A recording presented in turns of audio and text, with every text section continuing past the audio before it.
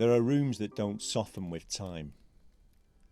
Rooms that don't care how many coats of paint you give the walls. And Shibden has one of those. Locals call it the Red Room.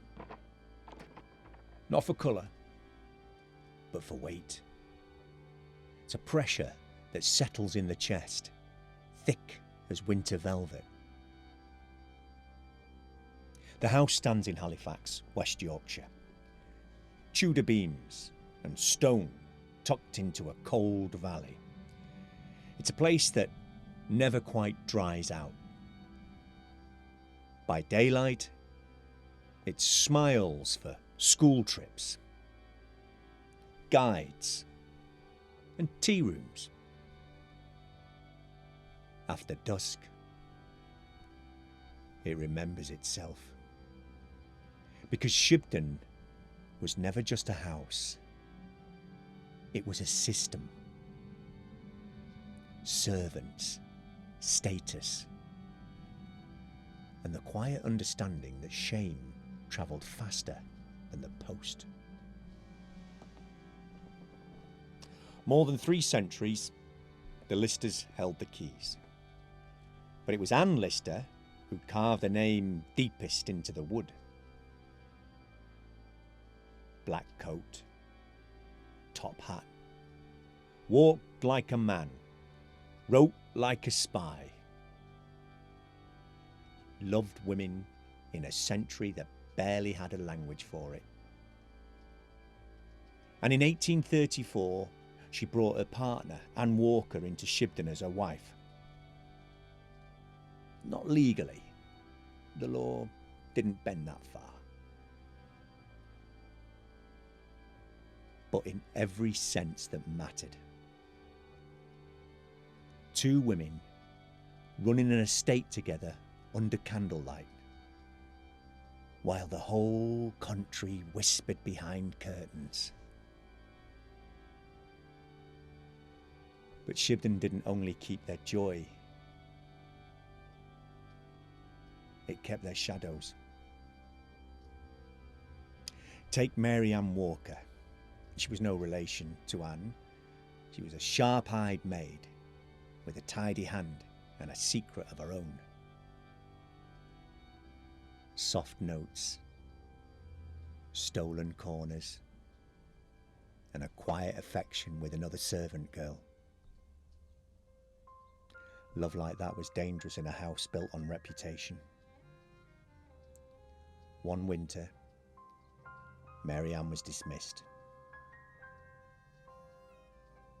No scandal, no scene, just sent out into the frost.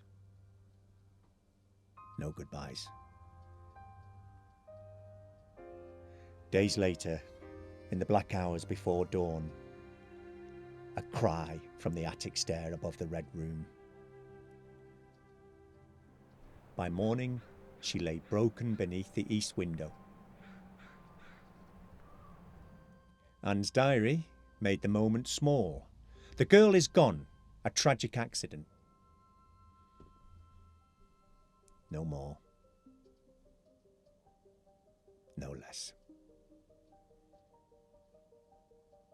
But the hall remembers differently.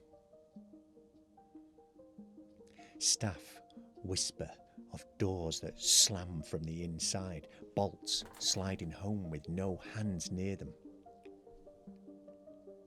Guides swear that they felt a shove between the shoulders in the doorway.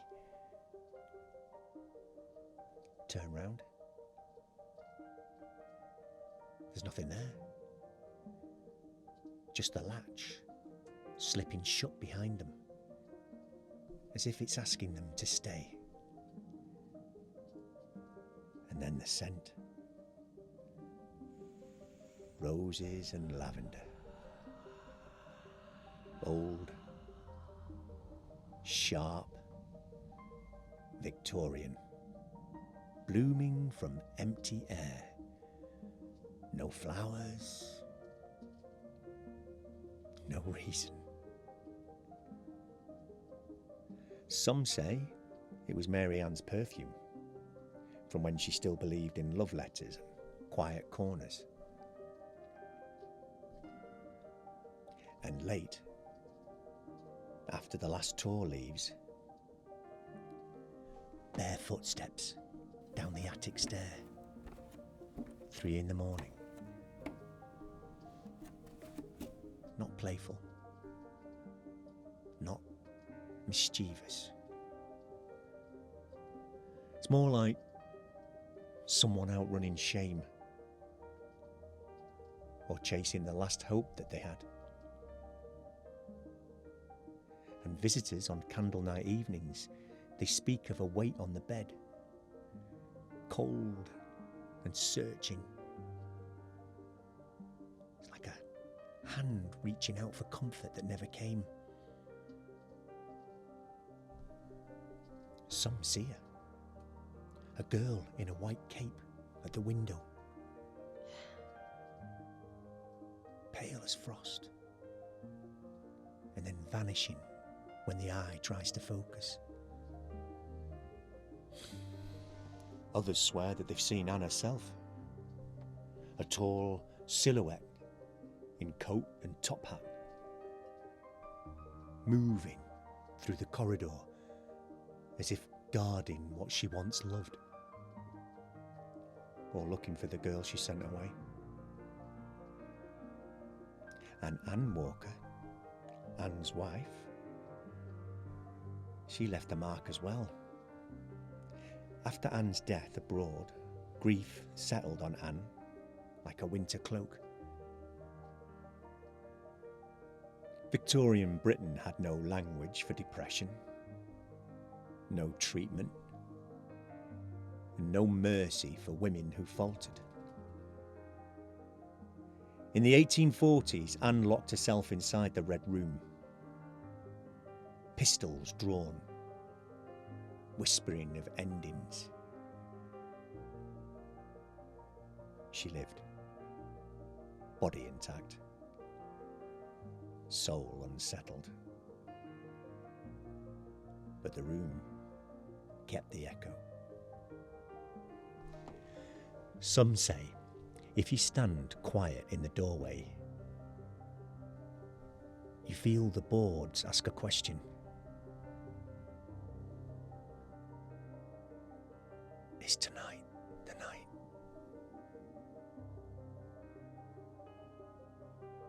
Not every haunting is noise. Sometimes it's the part of history that we didn't write down.